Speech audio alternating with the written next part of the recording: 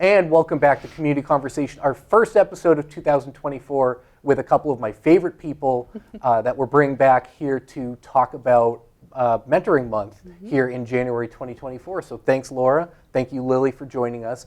They're both, of course, from the Friends program. But first off, why don't you both just tell us real quick about your role with Friends program for someone who doesn't know you already, which I find hard to believe, but give us a little recap of your role at the Friends program. Let's start with Lily. Sure. So I'm the Director of Volunteer Programs at Friends. So I oversee our foster grandparent program, our retired and senior volunteer program, and our youth mentoring program.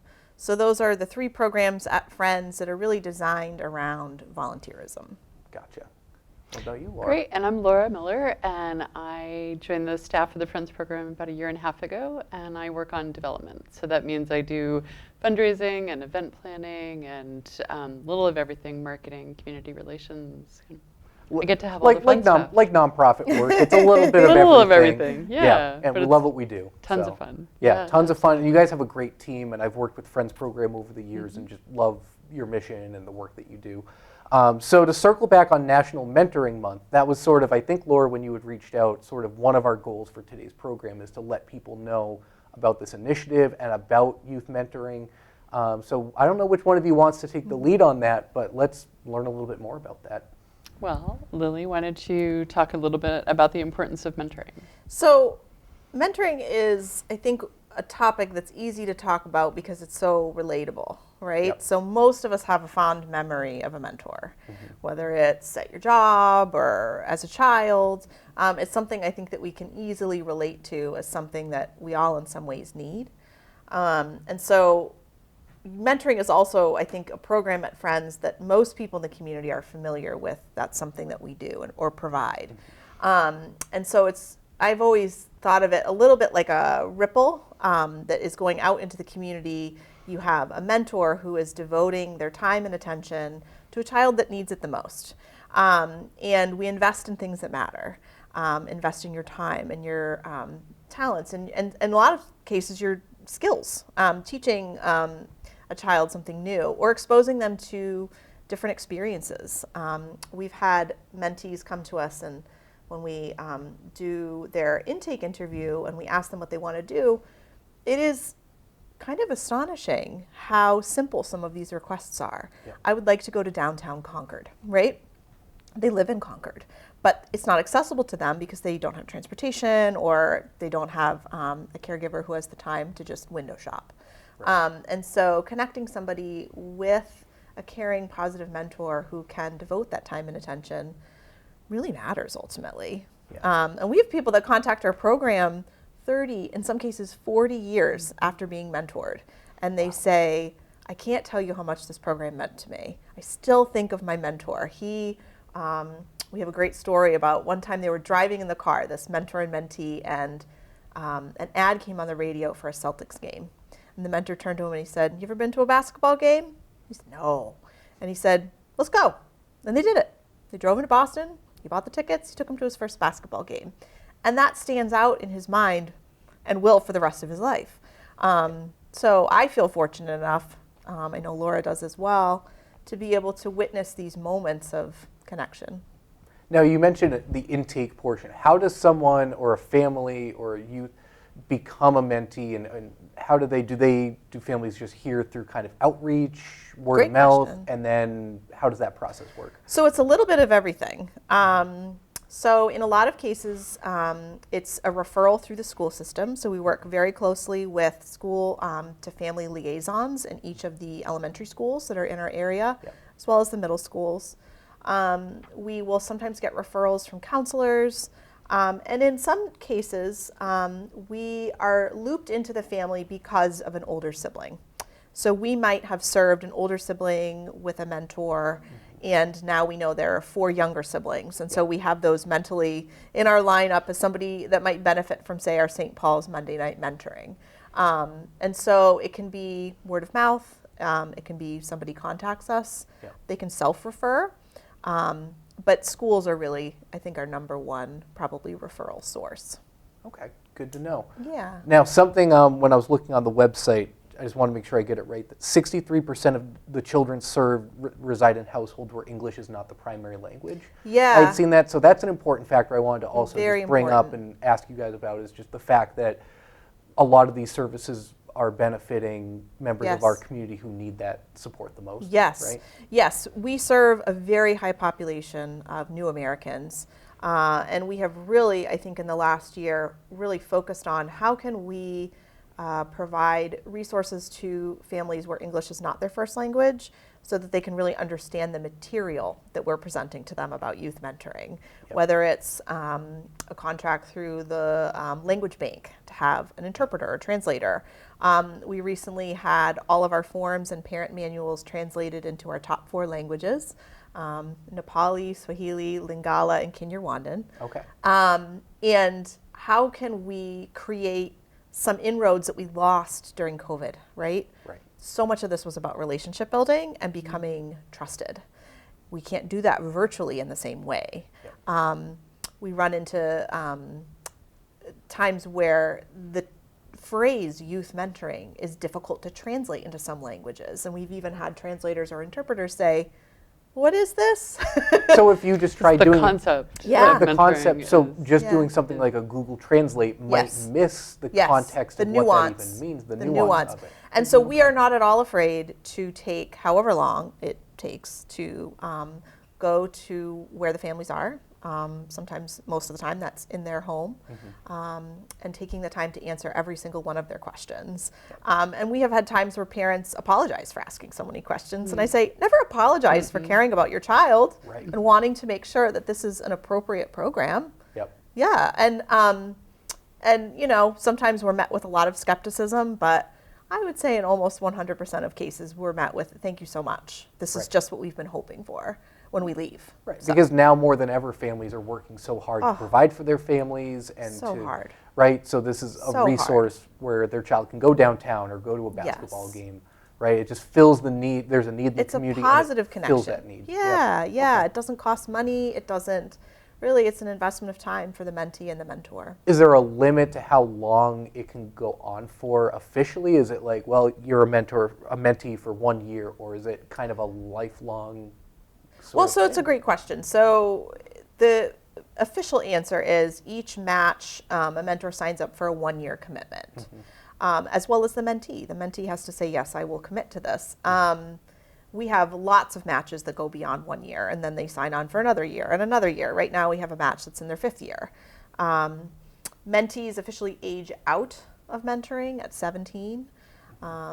But there are many cases where we have a mentee invite their mentor to their wedding, or Oh. they stay in each other's lives. They stay friends. Oh yeah, for Yeah, years. we have For a lot their of- reference, yeah, for a job. Or, Yeah, a lot of examples of that lifelong relationship.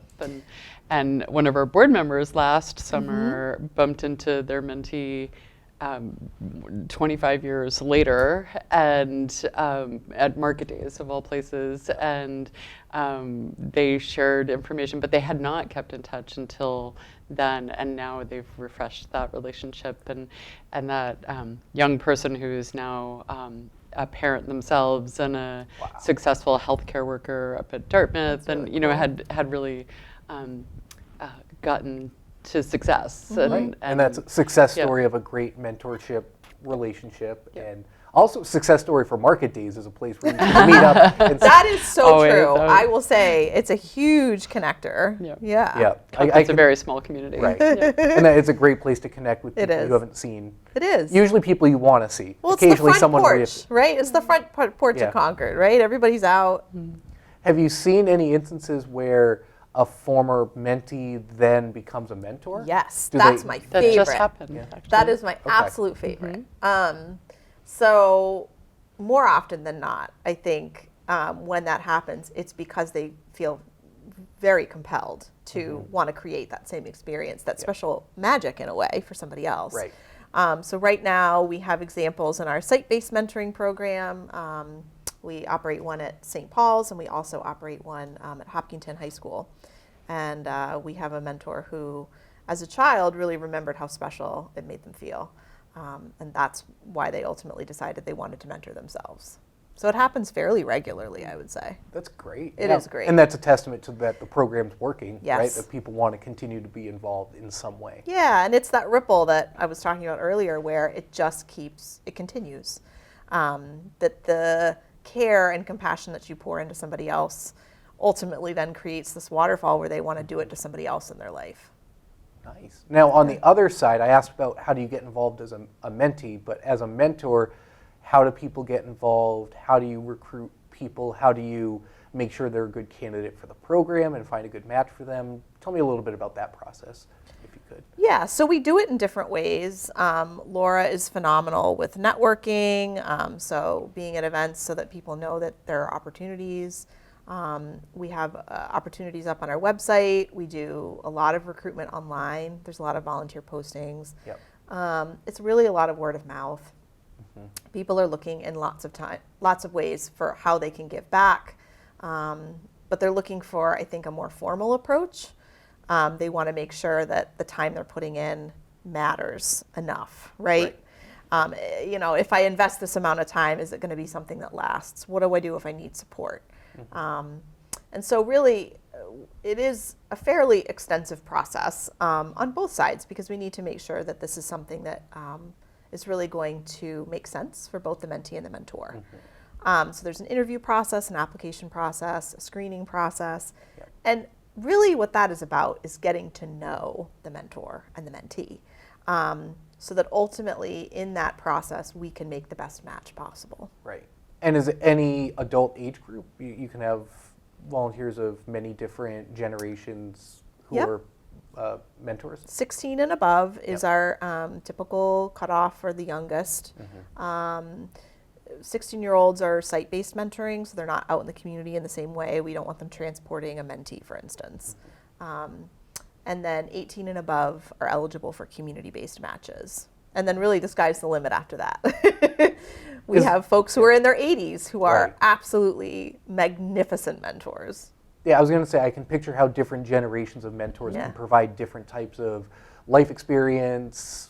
If you're a younger mentor, young adult, you might have different types of advice or life experiences, whereas an older mentor would have even more experience and perspective.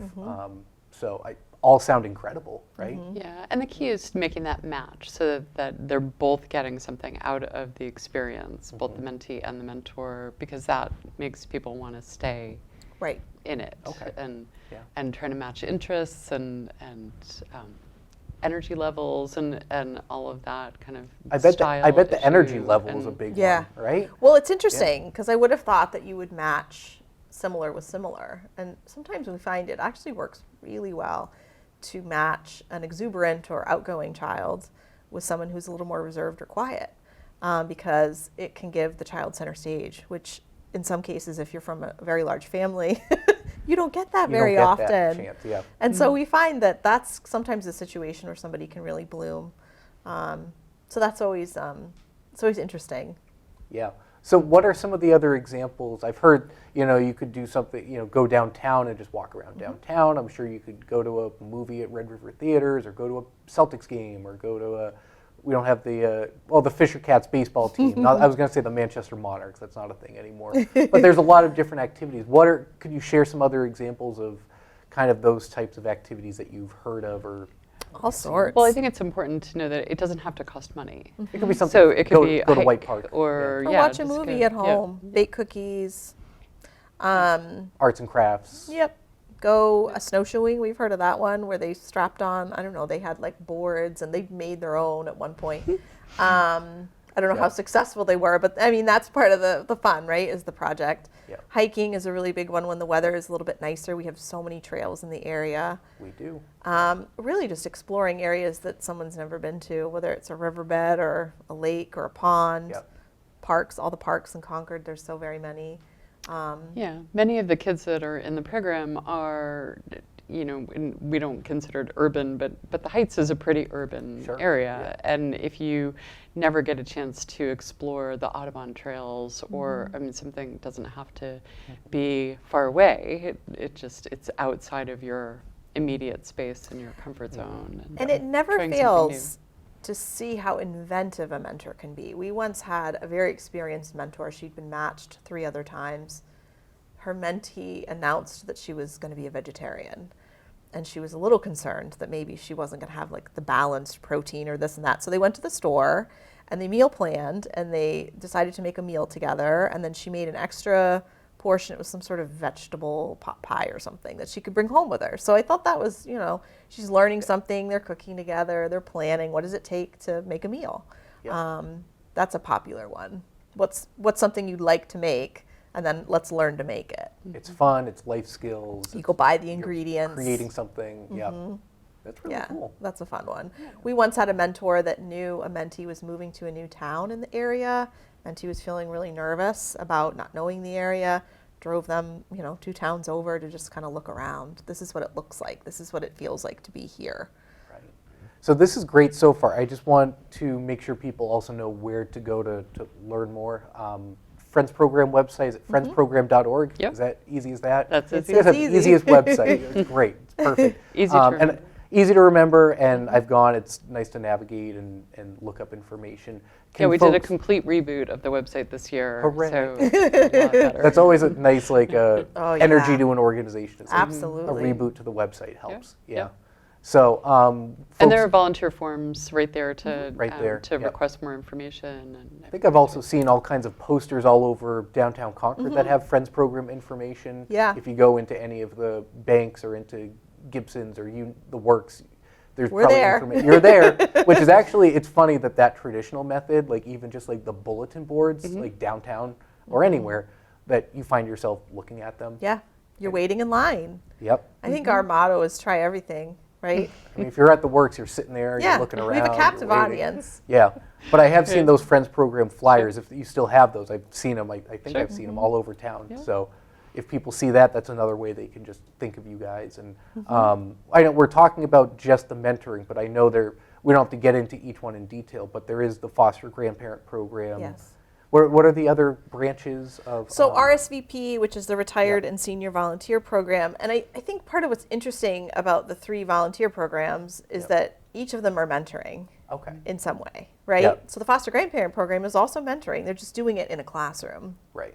So in so many of those cases, we hear stories where kids come back year after year. They stop at Grammy so-and-so's classroom. They get a high five. They start their day off right, and then they go on to their new classroom, right? I saw one who was recognized at the Concord School Board, I think, last year Yeah, for her Diane years. Wells. Yeah. She's phenomenal. So to see also the school district, like Yeah. taking the time to recognize them for their work is really And cool. to feel cared for in a school setting Yep. by someone who's not a paid staff, right? I mean, that goes a long way in Sure does. impressing on a child that they matter. You matter. Yep. And our Retired and Senior Volunteer Program also does mentoring. It again just looks different. So somebody might not sign up for the full commitment of being a mentor, but they might want to do some of our community events. They might want to do, like for instance, last summer we had game night. We had volunteers do that from RSVP. Yep. Or we have we have lots of folks that are, again, tutoring in after-school settings, which is part tutoring and part mentoring, right? Right. Lots of kids at the end of the day are not really interested in practicing their reading, right? They want to talk to you about their day, and then maybe you do a little reading. So Yeah. So good all to about creating a safe space so that they can be themselves and feel empowered, and whether or not that's during a reading tutoring session or playing basketball in the backyard, it's all about having that caring adult. Right. And it's amazing that even though over the years as the needs for children change and the technology has changed and all that, but still kids just need a supportive environment. That doesn't seem to have changed from when I was a No. kid growing up. That basic core need, right? Oh, That yeah. intrinsic need seems the same, I think. it's a huge predictor of success as well, Yeah. is to have somebody outside of your family unit. There's a resource, One Trusted Adult, where if you can name a trusted adult outside of your immediate family, the predictors for you being able to manage your stress, cope, are significant. And so part of the goal here is to create that access for kids that might not be able to go out and find it on their own. Right. Yeah. That makes so much sense. Now, before we wrap things up, I had a couple other questions, but I wanted to just sort of pivot a little bit. We were talking before we started recording just about the nonprofit sector and about the work we do. what makes you passionate about your work? I just want folks at home to sort of, anytime I have these talks with nonprofit people, we have that sort of commonality of we care about what we do. And I think it's great for the community to know the workers who actually get this work done in our nonprofit sector in Concord. Why do we do what we do? And I've said it to our audience, so I'll pass on this one. I've talked about it before, but Laura, let's start with you. What motivates you to keep doing this work? I think the most important thing for people to remember is that you can make a significant difference in someone's life with a couple of hours a week. That one gift that you make, whether it's a donation of your resources of money or your resources of time, a couple of hours can change someone's life forever. And Dramatically, yeah. Yeah. Yeah, I would say something similar. When I look at it globally, I feel like my calling is to connect people to either each other or to the resource that can alleviate some distress in their life or make something easier. So we hear time and time again from folks that we provide volunteer rides to. You saved my life. Your volunteer saved my life because I could get to dialysis. Or you connected me with a mentor that poured into me, right? I knew I mattered, so I grew up to be something more than I ever dreamed I could be. And so playing, I think, any role in those connections is immensely rewarding when you can see it work. Yeah, and it's that work that in the nonprofit sector, again, it's you feel the value of the mission of what you're providing to the community. Absolutely. Yeah, so we definitely feel that here. And then, not to go full negative, but can you cite any? And this is the other side of nonprofit work. We talk about, you do SWOT analysis, or what are there any barriers or challenges that you're looking at this year or in general? Not saying they're negative things, but challenges that that you have to try to overcome in this sort of work. Is there anything that you'd want people to know that are just challenges that you face in general? I think one of the largest challenges we have coming out of pandemic is that things have changed. That people's priorities have changed. The way people work, the way people volunteer, everything is different now. And trying to get people to recommit to volunteering and to being part of the community is a real challenge for almost every nonprofit. I think we saw statistics that volunteerism has gone down 40% kind of across the board. I believe it. Yeah. But the community needs are very great, and the needs of kids now, the emotional needs of kids, it's great. And there are a lot of kids waiting for a mentor, that one trusted adult, to be available to them. And so trying to motivate people to kind of come back and volunteer again and meet the needs that's one of our biggest challenges this year. I would agree. I think that in general, people are feeling very overwhelmed by day-to-day life. That makes it complicated for them to feel as if they could have any impact on community issues, or they don't feel like they have the time or the emotional bandwidth to be able to commit any time. And it's very challenging when you go into a school and you're known as the lady from youth mentoring, and all the kids line up and when am I getting a mentor? When am I getting a mentor? Is my name on your list? And so I say, I'm going to write your name down and I'm going to make sure that it is on my list. And in lots of cases, I already know their name, and they feel kind of important that I can even pull that out. But that to me is personally very hard when you see the face of a kid that just wants someone. That's it. So simple. I mean, that's a great pitch to our audience, to the community, right? Is there are kids who need their support, that need mentors. Yeah. And they don't need, I mean, this is not hours upon hours upon hours upon hours, right? That with the small gift of, 1 to 2 hours a week, you could give somebody hope. Right. You said, Laura, that can make a huge difference. A couple hours a week can make a huge difference. Yeah. And if you're not interested in youth mentoring, there are other opportunities. There, we have volunteers placed at the Friendly Kitchen, and we do all sorts of different we work with 60 different organizations to help meet unmet community needs. So if youth mentoring isn't your thing, call us anyway. We can find another place for you to help make the community a stronger place. Okay. Well, Yeah. great. Thank you, Laura. Can we talk about the event? Yes, we can talk about the event. Yes. So we have an event coming up on January 20th, and 20th. at Coming up the soon. community center Yep. and on the Heights and the city community center. Yep. And it's drop-in, free. Bring kids if you have them. If you're interested in more information, just stop by. We'll have some snacks and some activities. And We have a button maker. and- I mean, you're burying the lead. The button maker, I saw the button maker is- at Button maker a is previous fun. event It's elite. at Friends of It's Palooza. I think I elite. saw the button maker. It You can was make awesome. custom buttons. Yep. So Right there, that's a selling Right. point. Yep. Now, I'm sorry, you Yep. said at the Citywide Community Center? Is that where, or Yes. that's where it's happening? Yep. Okay. All right, so we'll make sure that's on the screen for Yep. folks to remember, and that's free, and that's drop-in. Totally free. Don't have to Come sign for up. no, Nope. don't have to sign up. Come for 5 minutes. Come for an hour and a half. Whatever. Good. Whatever. That's you good, free, low-stress event. We Yeah. love that. Yep. Love that. Easy. And it's local, it's something free and activity. Families are always looking for something to do. Yep. yes. Perfect. Well, thank you Yeah. guys so much for joining the program. Thanks to Friends Program for their important work, and to you guys for being an amazing staff. And thank you to our audience. Although you guys didn't do anything, you just sat there and watched. Thanks for tuning in. But we do love our audience.